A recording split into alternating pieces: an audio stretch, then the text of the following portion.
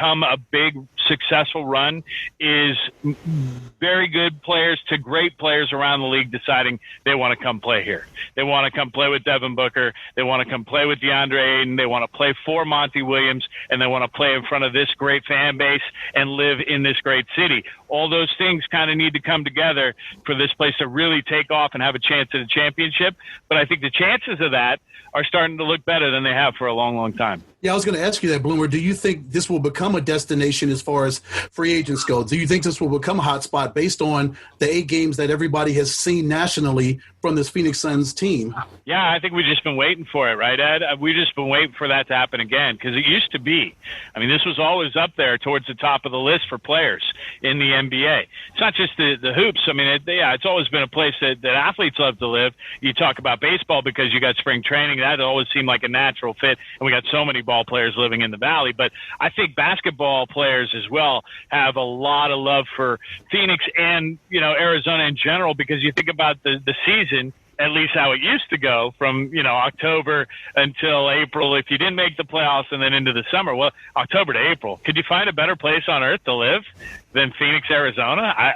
Good luck. Yeah. So I think that was a big selling point, but the thing that was holding it back for the last few years has been the lack of success for the team and the fact that they were rotating through front offices and coaching staffs almost on an annual basis. When you're doing that, when you're flipping your leadership that often, man, it's tough to have players who are established look at you seriously and say, I want to go play there. But that's the other reason why I'm so confident now that things are turning around, because I think the leadership's set in place.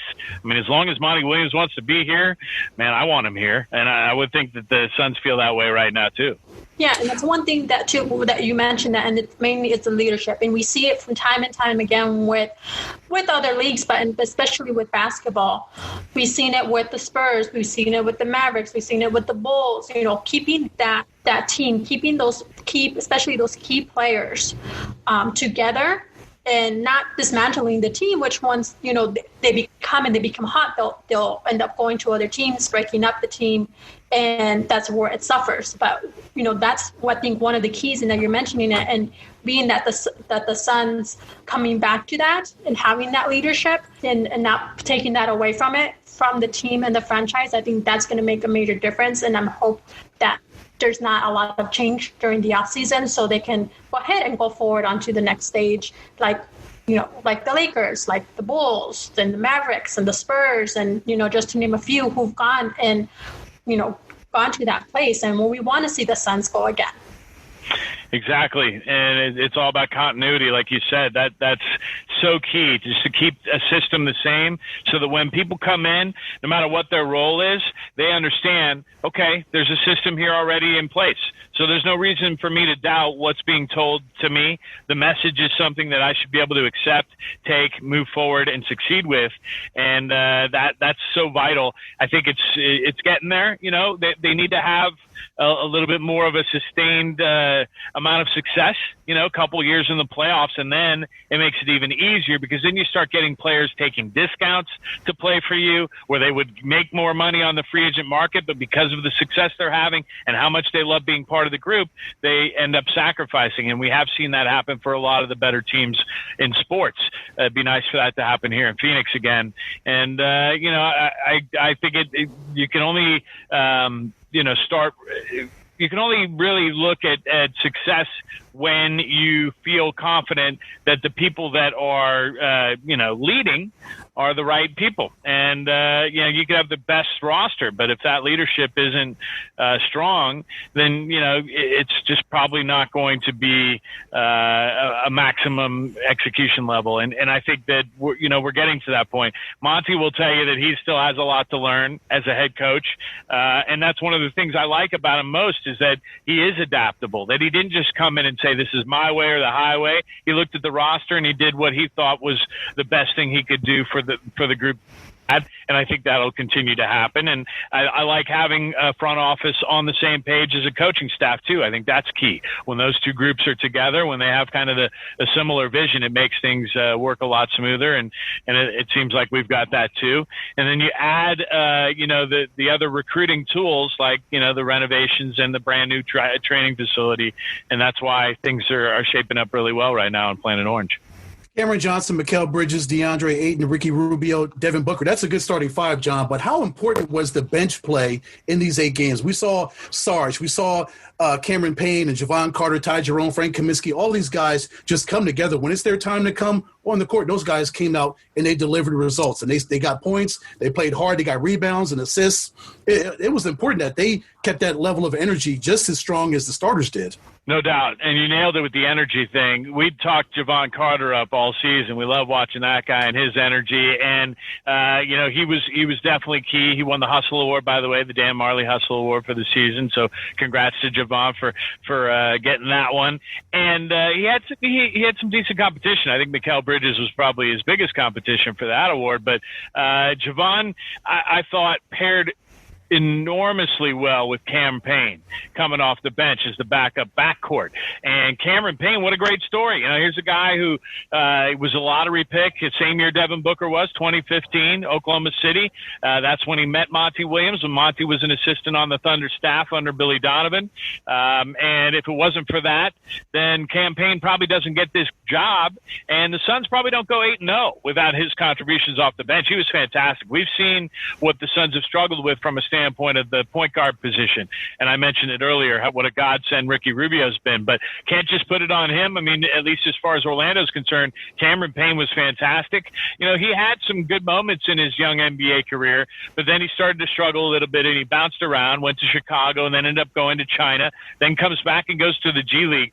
And for the Suns and James Jones and Monty Williams to give him this shot and him to respond in this way, one of the best storylines of the trip to Orlando for the Suns, no doubt about it. So credit to the backcourt there, Javon Carter and Cam Payne. But then the guy for me that I thought was, maybe the unsung hero of the bubble. I know I called Ricky Rubio the unsung hero of this team, but I'll give him that for the whole season. But from the bubble standpoint, I give it to Dario, because I thought he was a workhorse off the bench, came in, completely changed the game. And I love the fact that, he could have looked at this and said, man, I'm on a contract year. I twisted my ankle in the scrimmages, and now I lose my starting spot.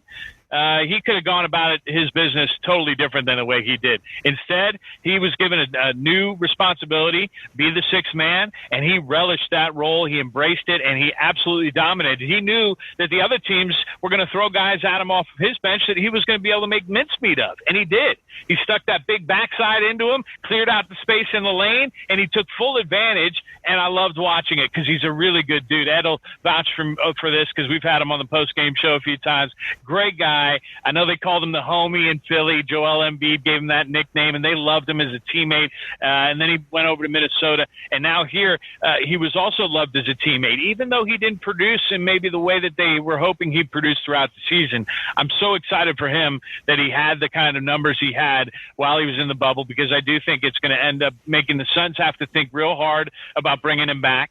And if they don't bring him back, he'll find another spot. There's no doubt in my mind. And he'll make more money than he would have had he sulked and not embraced that role of coming off the bench, even though in a way he got Wally pipped by Cam Johnson, because that twisted ankle put Cam into the lineup. But Ed, as you mentioned, that starting five was excellent. And then the other element that we haven't talked about is Kelly Oubre Jr. Everybody wants to know, where is he going to fit in when he comes back? He's got another year on his contract. He's done so many great things since coming over here in the midseason trade last year. And, my hope is that they find a way to fit all of them, because I think there is room for Cam Johnson, Mikal Bridges, and Kelly Oubre Jr. to all be successful and important parts of this basketball team moving forward. It's going to be challenging, no doubt. From a rotation standpoint and from a massaging ego standpoint. But when you got a guy like Monty Williams, I think he might be able to just do that. So how can our fans, Suns fans, our listeners, and our viewers, how can they get in touch with you? Probably the best way is Twitter. I'm still active there, even when I'm not on the air. So you can find me at John Bloom. It's just my name, and there's no H. It's JONBLOOM. Send me. I think my DMs are open. Is that how they say it? And you can always reply to anything. And I'm usually good for a conversation there. Keep it lighthearted. I'm not one of the trolls that likes to go and be negative about stuff. As Ed will tell you, that's not how I roll. So come find me on Twitter, and then hopefully Suns broadcasts will return. I don't know what they're going to do as far as like that intermediary where we usually have summer league, in Vegas. I don't know if they'll try to cram anything like that in for rookies and get them ready for the next season. But if they do, I'll be there and be bringing you the action. Hopefully, we're covering it in some fashion. And then whenever they start playing again here in the Valley, can't wait to be there and bringing the action to Planet Orange. It's what I love to do, and look forward to it again. Yeah, I'm looking forward to it, and hopefully I can soon, rather than later, see you at a Suns game. So hopefully we can get back to normal soon. So once again, thank you, John. Yeah, thank you, Joanna. And good to see you, Ed. Have a good night. You too, brother. And let our fans know, our listeners, where they can go ahead and get a hold of you, listen, tune in. Wow, what a great show this was with John Bloom, huh? That was fantastic. This is definitely one that people are going to want to keep in the archives. But for me, get me on Twitter at EdCole43, on Instagram, EdwardCole301, and on Facebook, look me up, Edward Cole. Great show tonight. It was amazing. One for the books, definitely. And can't wait to have the Suns play again, start their season off. So a lot to look forward to. And make sure that you follow us on Twitter at Insight Sports with an extra S at the end, on Instagram, Insight Sports Net, and check out our YouTube channel, download, listen to a podcast from wherever it is that you listen to podcasts. You can follow me, Johanna-Rosalye, at J-Rosalye, J-R-O-S-A-L-Y-E on both Instagram and Twitter. Everyone, thank you for joining. Have a great night.